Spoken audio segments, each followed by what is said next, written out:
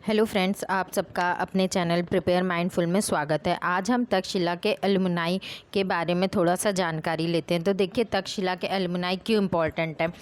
अभी रिसेंटली जियो साइंटिस्ट का question paper था यूपीएससी में, तो उन्होंने पूछा था कि तक्षशिला की लोकेशन कहाँ है।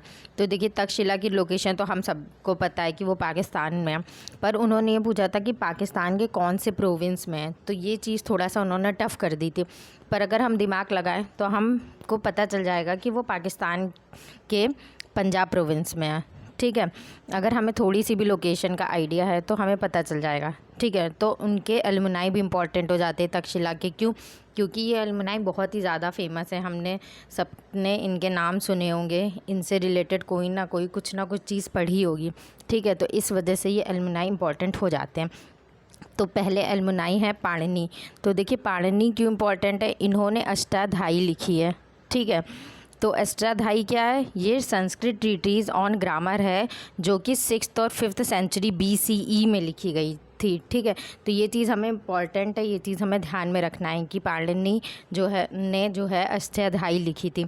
उसके बाद कौटिल्य एंड चंद्रगुप्त मौर्य। तो ये तो हमें पता है, हमने इनके बारे में बहुत सुना है कि चंद्रगुप्त ने कौटिल्य की हेल्प से नंद डायनेस्टी को उखाड़ फेंका था एंड मौर्य डायनेस्टी की स्थापना की थी, पहली बात। एंड दूसरी बात, कौटिल्य से रिलेटेड हमें बुक अर्थशास्त्र एंड उन्होंने स्टेट्स को लेकर के जो भी बोला है उसके बारे में बुक्स में दिया गया है। चाणक्य नीति एंड ऑल, ये सब हमें पता है।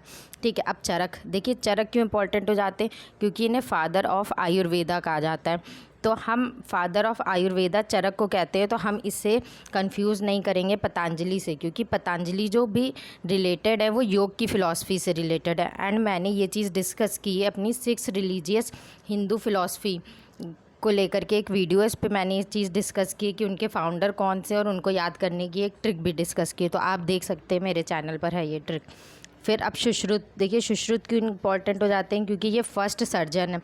तो इन्होंने कैसे सर्जन है ये प्लास्टिक सर्जरी इनके बारे में इन्होंने बताया है। ठीक है, डिफरेंट टूल्स जो प्लास्टिक सर्जरी से रिलेटेड है, ये इनकी बुक सुश्रुत संहिता में लिखी हुई है। ठीक है, जैसे राइनोप्लास्टी। तो राइनोप्लास्टी क्या होता है? नोज़ की प्लास्टिक सर्जरी। तो हमने देखा होगा कि बहुत सारे एक्टर एक्ट्रेसेस जो है अपनी नोज़ को शार्प करवाते हैं एंड नोज़ जो है थोड़ा सा अगर इधर उधर हो जाए तो उसकी प्लास्टिक सर्जरी कराते हैं, तो उसको राइनोप्लास्टी कहते हैं। ठीक है, जीवक। अब देखिए, जीवक क्यों इंपॉर्टेंट हो जाते हैं? क्योंकि जीवक जो हैं वो कोर्ट फिजिशियन थे बिंबिसार के। ठीक है, बिंबिसार कौन थे? वो हर्यंक डायनेस्टी के जो फर्स्ट रूलर थे वो बिंबिसार थे। ठीक है, तो बिंबिसार ने जीवक को अवंती रूलर जिनका नाम था चंद्र प्रद्योत, उनको वो जॉइंडिस से सफ़र कर रहे थे, तो उनको क्योर करने के लिए भेजा था। ठीक है, देखिए, जीवक इस वजह से भी इम्पॉर्टेंट हो जाते हैं क्योंकि जीवक रिलेटेड हैं गौतम बुद्ध से। ठीक है, ये उनके पर्सनल फिजिशियन थे, तो इस वजह से जीवक बहुत ही ज़्यादा इम्पॉर्टेंट हो जाते हैं। एक बात और है कि अगर जैसे बाई चांस यूपीएससी या और भी एग्ज़ाम्स ये पूछ ले कि कंटेम्प्रेरी रूलर कौन कौन से थे, ठीक है, तो ये हमें पता होना चाहिए। ठीक है, तो इस वजह से जीवक के कंटेम्प्रेरी थे बिंबिसार। ठीक है, बिंबिसार गौतम बुद्ध के कंटेम्प्रेरी थे। फिर प्रसेनजीत भी आपस में, ये सब एक दूसरे के कंटेम्प्रेरी हैं, तो प्रसेनजीत भी जो है वो तक्षशिला के ही हैं। तो ये चीज़ हमने डिस्कस कर ली। अगर आपको मेरा वीडियो थोड़ा सा भी हेल्पफुल है तो इसे लाइक शेयर एंड सब्सक्राइब करिएगा। Thank you.